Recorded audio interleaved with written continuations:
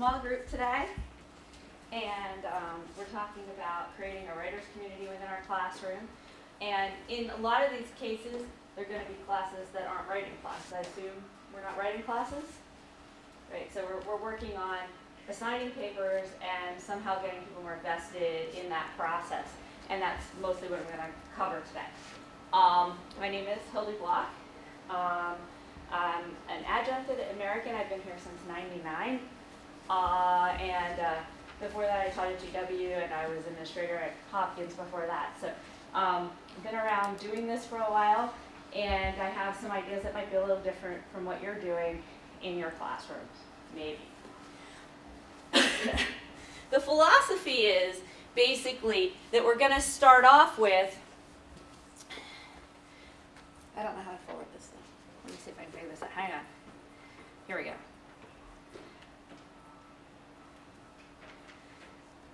Boring stuff. Okay. The philosophy is threefold. One, what you want to do is create some kind of community and engagement in your classroom where students are vested in one another. And that might be in a large lecture hall, it might be in a small seminar, it might be with a TA group. But you want them interacting, you want them knowing each other. And then from there, you can move on to focusing on writing, getting them vested in each other's writing, and eventually having them join the larger community of academics and really becoming vested in the subject matter. You can't get to this part at the end, or it's very difficult to, without starting at this part. If you start by having them really vested in your class, I have virtually no absences in my classes. If you start by having them really vested in their class, get them really vested in each other, create a situation where they're interdependent, you can get them all to turn in their papers on time. You don't have that one outlier because he doesn't want to mess things up or she doesn't want to mess things up for the group. And I'm going to talk about how you do that and still remain fair to everyone. Okay? So I think it's kind of boring to talk about some of the ways you start, and it feels like a gigantic waste of time in the classroom. Oh, I skipped. Did I skip? Oh, I put them out of order. Here we go. One more. Okay. So I think that everyone knows you start with a joke. Everyone knows you have an icebreaker. And everyone knows we only meet 28 times for less than 30 hours. So how do you cover everything you want to cover if that's all the time you have? And I'm going to say, no, make them get to know each other. But the end result of that is really profound. So you actually do want them to get to know each other.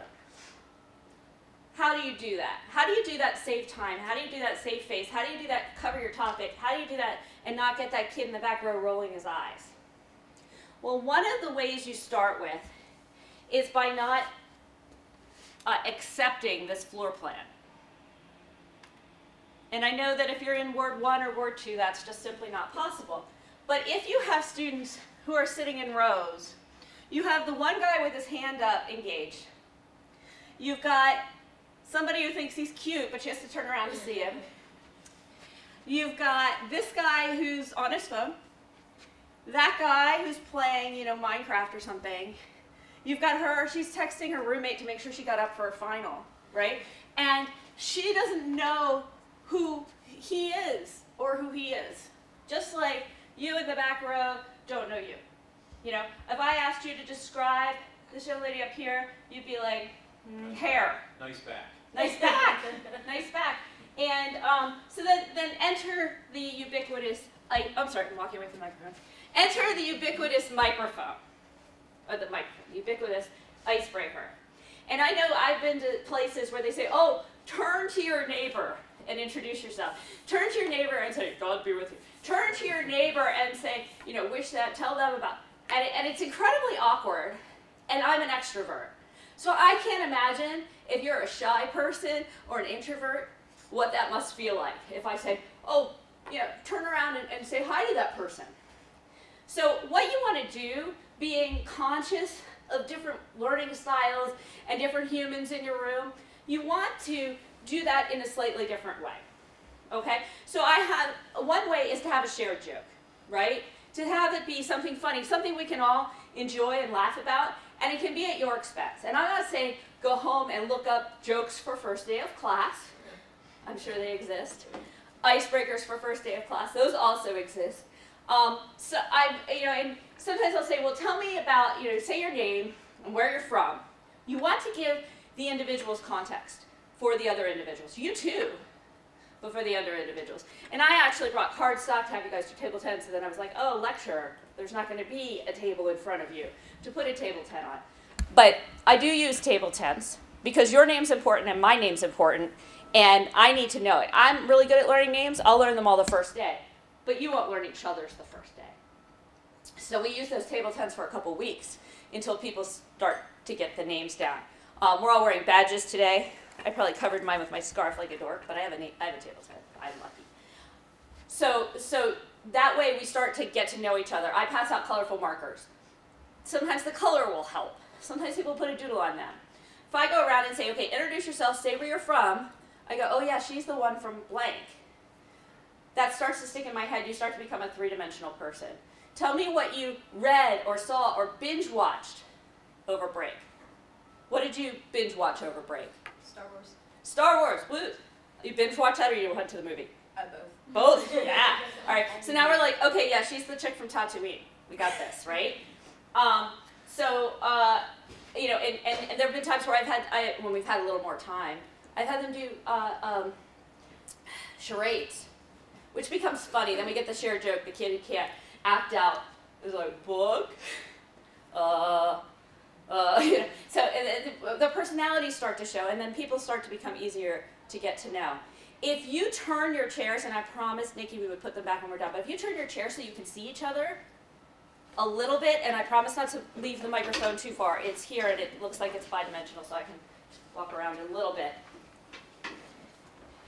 I'm not going far. Now suddenly you have faces, right? And if you look up here at this chart, you can see the engagement level changes dramatically when people have faces. Does that make sense? I mean, that seems so simple. And I know you can't turn the chairs in Ward 2. I know there's plenty of rooms where you can't, down in Krieger Auditorium, you can't turn the chairs. It's not going to work. But you can put people in small groups. You can have other kinds of discussion because you've got to get them to know each other because they're going to have to become interdependent on one another for this whole writing thing to work out.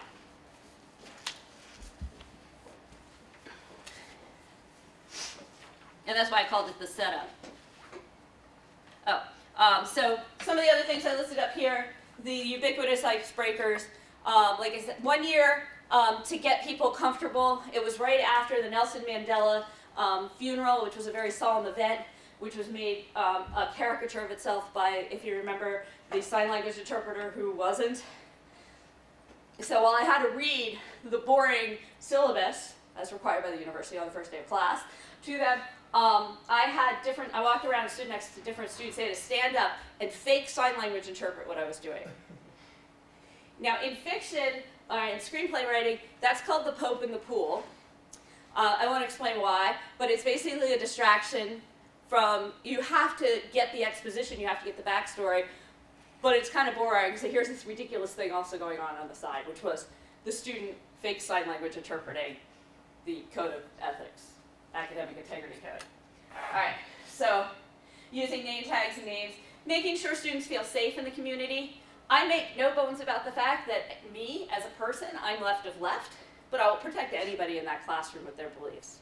And I will run to their aid if somebody starts to attack them and support them. And I'll say, there's an argument to be made here. You might not be making it yet, but there's an argument on both sides, and we have to be respectful.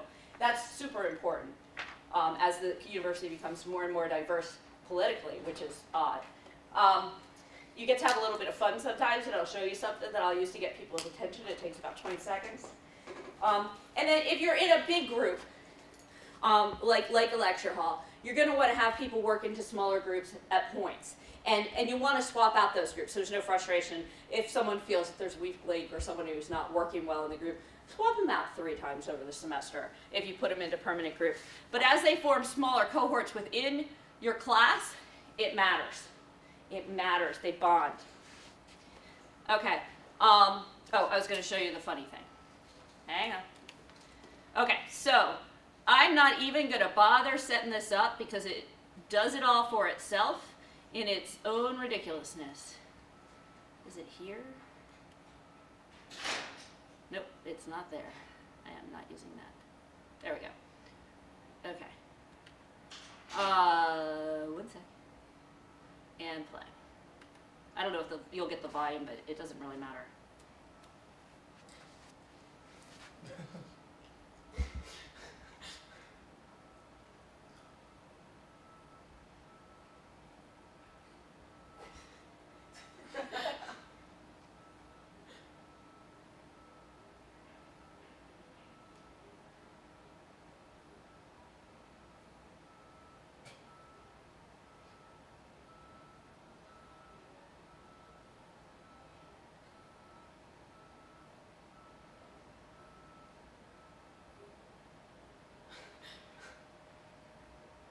Okay, so that's that.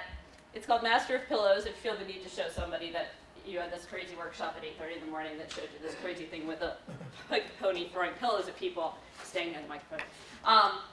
So that took like 20 seconds, and it's everyone in here laughed because it's absurd, right? It appeals to the absurd. You've got a cartoony pink pony throwing pillows. So if I've got a class that looks dead one morning, I'm doing that.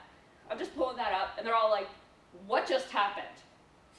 Right? Because it's a reward, it's a wake-up call, and it's something you walk out of class an hour and a half later talking about, going, what was that video we saw at the beginning of class?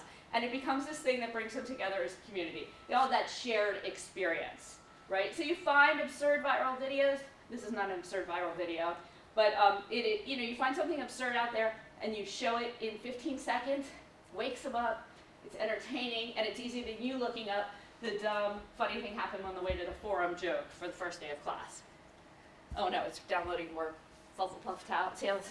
This is not canon, by the way, of My Little Pony. This is just some guy who makes these for fun and has created a character that is not a My Little Pony, not that anyone cares. Yeah, it's an in thing in the like middle school, high school crowd these days. All right, so where was I? Was here? Yes, Ghosts of, and I make it show from current slide, right? There we go. Nope.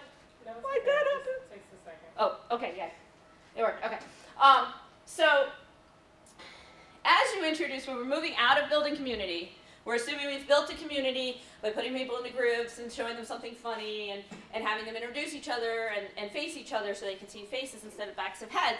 Now we're moving into creating a community of writers. And as you do this, the main tool is something called the Writer's Workshop. And I probably don't need to tell you that a percentage of your students will have had a bad experience with that in the past. So that is something you're going to have to get over. Some of the issues that might come up, I did all the work, their comments were not helpful, it felt like a waste of time. Those are some attitudes they can come into the Writer's Workshop with. Now let me tell you, when you run it right, that's not what happens. And that's not going to be the reaction. They're going to be like, what was that other thing? So let me talk to you a little bit about how these Writers' Workshops are supposed to work. Okay? So the history of the Writers' Workshop was started, there's some argument about whether it started at Hopkins or Iowa, late 30s, early 40s, maybe in the early 50s. But pedagogically, we know that the only way to improve someone's writing is through commenting on someone else's. It's the only thing that works. Not me with a red pen, not my husband, the math teacher, with this green pen, correcting things where they then go and do line edits. It's not about putting a grade on something, it's about a conversation. So as a student puts comments on someone else's paper, those comments they put down, that advice they give someone else is internalized. It changes their own internal editor so that the next time they put pen to paper, and that's a euphemism for sit down at the keyboard, the next time they put pen to paper, their own internal editor has changed. They're a different person. They've improved their writing style so profoundly by saying, you know what you didn't do here? You didn't define your terms. You didn't give me the history of the thing you talked about. You didn't show me the context of this piece of it. And suddenly they're seeing their own work through that lens, that advice they gave. We give the advice we wish someone had given us, sometimes before we get it. So this is how this magic box works. So put their minds at rest. If they give better comments than they get, it doesn't matter, because the comments they get, really down here on the scale. The comments they give, up here on learning to be a better writer. And you all probably know that from grading papers, right? Before you started grading papers, you probably wrote differently. And then suddenly when you had to start grading papers, other things became more important to you as you wrote. When I work with fiction writers, the first thing I ask them is who their favorite authors are. Not because I'm testing them and I want them to say very important people, but because I want to know what's important to them about in reading. What do they like when they read, so I know what is helpful to help them do when they write, because that's where they want to go. So the history and the pedagogy tells us that the only way to improve someone's writing is by giving comments on someone else's writings. This is why the Writer's Workshop is engaged as early as kindergarten, why they've run into all different formats of it, and why this is the only historical format that's ever worked. So there's a couple ways to do it. You can take one that nobody has an attachment to, a paper from previous time, from one you wrote, a goof one you bought off the internet, I don't care, and we can all workshop it together, and then no one gets personal, right? The college writing program here at AU has a document called Atrium that has a bunch of papers you can use just for that purpose. Comes out once a year as student writing. So, never mind. So, you have to explain to these students, you have to explain to them, yeah, we're doing this. You're going to exchange papers, and you're going to get comments, and the reason you're going to do this is because it'll improve your writing, and I know you might have had bad experience. Acknowledge they may have had bad experiences in the past. You're going to have that student who's never gotten anything but A's who's going to be frustrated by it.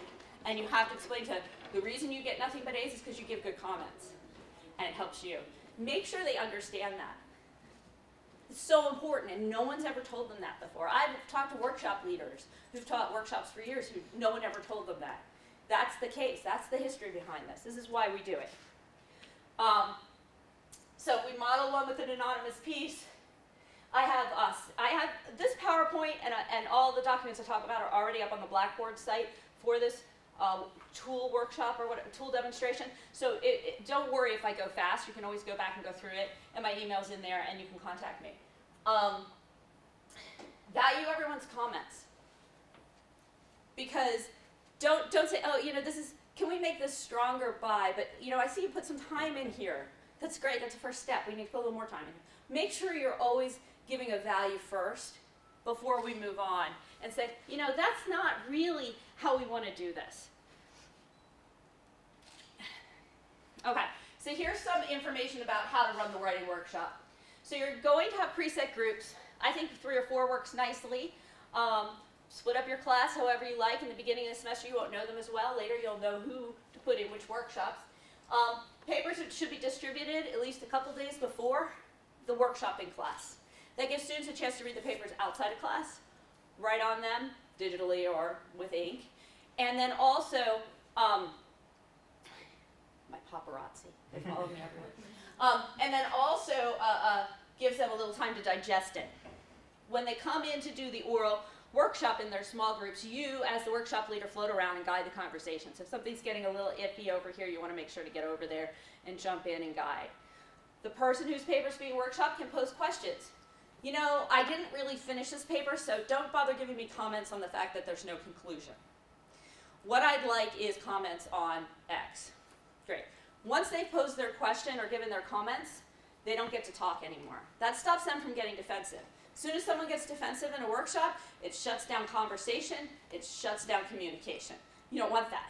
You want it to be as open and free-flowing as possible, because, oh, well, I meant to do that. Oh, well, I just didn't get to that part. Well, yeah, I know I'm supposed to do that. And every time someone says that, the person who's giving a comment thinks, oh, they already know all this, I don't need to tell them anything. And they don't tell them the important stuff. So you want to make sure the person being workshopped is silent. That is probably the most important piece of the puzzle. They must be silent while their piece is being workshopped.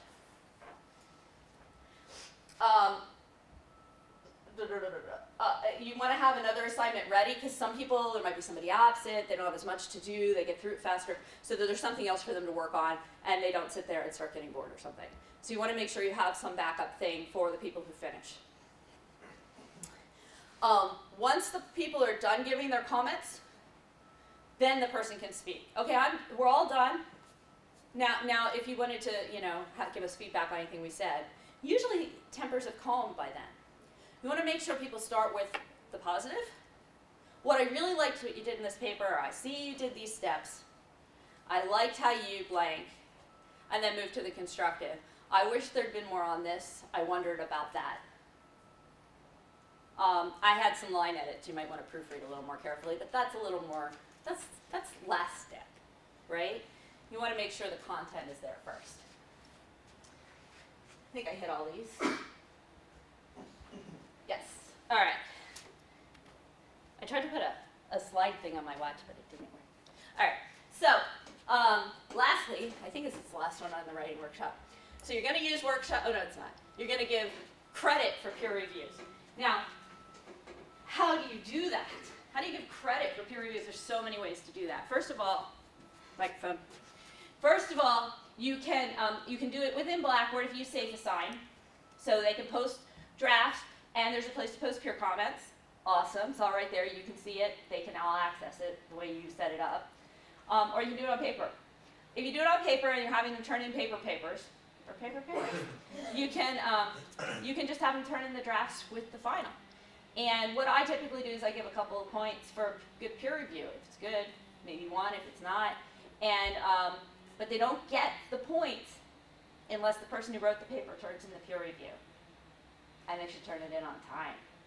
So now they're going to turn in their paper on time so that they don't screw Emily out of her extra credit points, right? It's not just about me and, oh, I don't feel like finishing this paper. It's, oh, crap, if I don't do this, they're going to be mad at me. Or I don't want, she's a really nice person, she gave me such great comments, she's been helping me. I want to make sure I get this in on time so they get the credit. So this is another way you're building that interdependence. First we make them all like each other and have a common laugh. And now we're going to make them interdependent. They have to help each other get to the next step. In the world, you don't live in a vacuum. I mean, as a writer, I live more in a vacuum than most. But even we have editors and publishers and people who change everything down the road. So I worked on a book for 2 years with an author that's coming out. People keep asking me what it's called, and I said, I don't know. They changed the title. It used to be called Depth of Field. Sold for 7 figures. That's all I remember. All right, so you want to give credit for those peer reviews and have them be interdependent. You can put pressure on them by only giving credit on the peer reviews that are turned in on time. You can also, this is something I do with the first paper with freshmen, first semester, is if the entire class turns in their paper at the beginning of the class where it's due, everybody brings it in, right then, that first moment, electronically or however we're turning it in that day, microphone, I'm tethered. Then you all, then we'll do something. We'll go outside for class. I'll order pizza. I'll bring in some candy. I'll bake some muffins. I'll pick up bagels. Sometimes it's food. Sometimes it's, I'll show you another Flufflepuff video. It doesn't matter. It's just they all know that if one of them doesn't turn in that paper on time, they screwed it up for the group. And they all turn in their papers on time. It doesn't matter how small that gift is, that reward. It's a bribe. I'm honest. But they'll all do it. Like, no, we want that thing. And I'm not talking about canceling class or getting out 5 minutes early or anything. Sometimes, once they were all really into dogs, and I had an adorable dog. He's like 25 pounds and furry and looks like a living stuffed animal. He's really sweet. And I'll say, okay, I'll bring him to campus on a Wednesday, and I'll sit on the quad, and you guys can come pet him. We all want to pet the dog. We'll even get out of bed and do it at 10 o'clock in the morning. So it doesn't have to be food or you're spending money. It can be a lot of different things.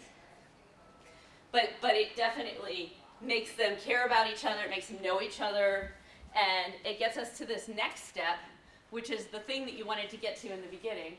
This is a sample of a peer review worksheet. So if you don't trust them to put the right kind of comments on there, you don't want to spend the time training them. I sometimes do worksheets. And this is the example of like the meat of one. is the topic a good one? Does it work? Et cetera. Thesis.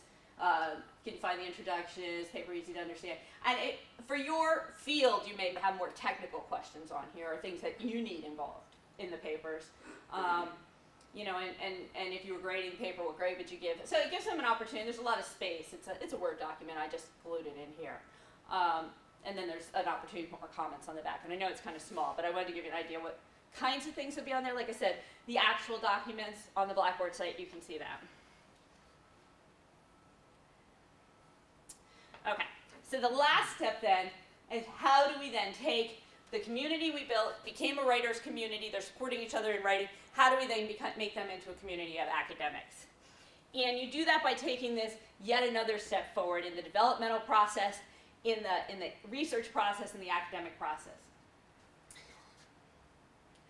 You're going to get them to all be experts in things, you're going to allow them to talk about their topic, you'll see how in a sec.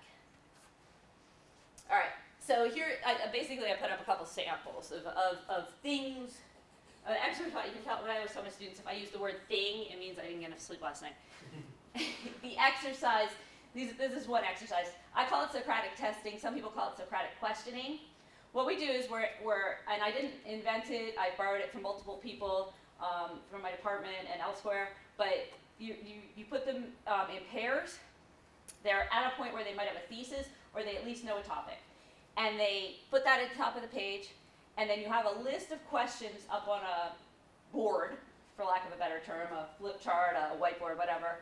And you're going to, excuse me, you're going to put these questions up, and I scroll up and put more and more up as we go along. But they're open-ended, quote-unquote Socratic questions, and they pass this paper back and forth. So I put my topic down. Did I put a sample? Maybe it's on the next page. I don't remember. No, it's on the next page. All right, so the role of the green light at the end of the dock in Great Gatsby. They all groan when you say that, so I like to bring that up. All right, so it is about money and greed and envy. And so then they exchange papers, and the person writes, what are you implying? And they have to answer that question. And they switch their papers back. What is this an example of, you ask? How are you going to prove this? Have you checked this source? Have you looked here? Are you going to include this? And you get them to think more about their topic when they haven't even written the paper yet. Right? So you're expanding their mind by having their peers ask them these preset questions. They have this digitized conversation. You can have them do it electronically. I usually just have them switch papers back and forth because that way I can see it happening. It's probably one of the assignments they love best of all. So they get so much out of that because it really makes them think about their topic in a way they might not have. And again, that one's on Blackboard too. Why aren't you? Oh, I hit the wrong. Why'd that happen? All right, I give up. What number slide is this? 12? 12? Okay. Thank you. Okay, can you see that one? All right. So scavenger hunts. I use a bunch of these off and on. One of them I'll use like maybe one of the first days when we're talking about proofreading. I'll put them in teams and they have to find typos in the syllabus. Another one, they'll have their everyday writer and I'll say, okay, here's a list of MLA questions. Go find the answers in this. So they get their books, they know that, bring their books ahead of time, and they all scramble through the books, and it's timed, and it's basically extra credit points. I mean, it's very low pointage, but they have fun with it. Or APA, if you use APA. And then my library scavenger hunt, and again, I think I have samples of these, I'm going to click through in a sec. The library scavenger hunt has them run around the library finding things. So it breaks the membrane of having to open a boring book to look for something instead of just Googling the answer to everything. Here's a textbook where everything is together. You don't have to go find it. Here's the library with amazing things. You know, how do you use this database? How do you go here? How do you order something from interlibrary loan? And they have to give me a picture of a book on a shelf. So they have fun with that. And you don't have to spend a lot of time on it. You don't have to do it during class. You can't really read it, but this is the MLA scavenger hunt. And like I said, I put that up on Blackboard if you want to see it. I went a little crazy last night. There's a library scavenger hunt, which you can't read. a photo or a screenshot from a book called Treatise on Man by Descartes. A screenshot from an interlibrary loan request. The first page of an article in which George W. Bush is speaking about the axis of evil, or where Richard Nixon or Ronald Reagan discuss the red thread. It was for a course on terror. So, to give you an idea of those kinds of things. Here's another one. I'm not sure I put this one on the Blackboard site, but thesis commentary. So we got them at a point where they have a thesis. So we take a piece of paper, and I already have it laid out in a grid. It says name and it says thesis on it. They write their thesis at the top of the page. Oh, this is the one where I wrote a thesis. It says, name Hermione Granger, thesis. While viruses can mutate, it's still a rational act to look for vaccines and cures to them in their current states. Okay? And then they all have them at their seats. Everyone stands up. I like to get blood flowing occasionally, make people walk around. And they walk around the room randomly, and in the block with their name, they write in their comment about the thesis or their question. And they hit all of them in about 25 minutes. It's amazing what they can do. If you don't have that much time, you don't use that much time. If you have more time, you use more time. Usually, I try to do that like on a day where maybe it's the day before spring break or the day before Thanksgiving or something. Well, not the day before Thanksgiving. That'd be too late for a paper. But anyway, so they get all these great comments. And better than that, what my students have told me is it's so cool to see how everyone else is structuring their thesis and the kinds of things and details they're including. They all come back with a different thesis the next class. So here they are all interactively learning from one another. It's not me standing in the front of the room like I am torturing you today, blathering at them, but they're actually seeing, oh, that's what that could look like. That's how that could be interpreted. That's how that could work. All right, so that's another one. But there's tons of these out there, and like I said, I put a bunch of them on the Blackboard site. Presenting final papers. And I know they can take forever, but your students have just spent undue weeks researching some topic of somewhat of interest to them and to you. Now, their colleagues are somewhat vested in the writing of them. They've helped them out on peer reviews. They've helped them with their thesis. They've helped them look deeper at their topics through Socratic texting. Whatever they've done, they're vested in some of the other papers in the class. They kind of want to know how it turns out. Some of my colleagues will use the final exam time. You know, they'll give a take-home final, and they'll use the final exam classroom time they're required to use to do some poster sessions or 3 5-minute presentations on a final paper. So there's that final opportunity. It's almost like a party because this is a final opportunity to share what you've learned, and you want them to be proud. They most likely are proud. You know, give them an opportunity to say, look at what I found out about this bizarre thing. Look at what I found out about what the cost of mental health on our workforce, lost work days. Look at what it affects the gene. I would have never known that. Look at what I found out about I had papers on ISIS before I ever heard of it, 3 or 4 months before it was in the news. I had a paper on the Boko Haram before the kidnapping that everybody heard about. You know, I mean, these kids dig in, they find out things. Young people, students, academics. So let them be proud of what they found out and discovered and let them share it. Give them some kind of opportunity. Even if they're just posting it on SafeAssign or Blackboard or something so that if students want to, they can go and look at an outline or a poster session or something. I think it's worthwhile. Gives them that opportunity to say, yeah, that was good. Even before you, as the instructor, slap a grade on it and give it some value. It already has value, right? So, I think there's a few more slides. Was that the next one? Yeah. All right, so to reiterate, we're creating a community of writers, and then moving into creating a community of academics. Yes, it takes a little more work on your part. Yes, it eats a little time at the beginning of class. But the value of it, of having your students not miss class and show up at your office hours or via email and say, what I miss? Invaluable, right? Did I miss anything? So that's really valuable, even though it sucks a lot of time. The community of writers improves their writing dramatically without you having to do very much about it, right? They're interacting with each other. They're helping each other. They're becoming interdependent. And then here, that's the end goal, right? You want this community of academics who care so much about their topic, about your class, that they want to share this information that they have. And I want to thank you for your time.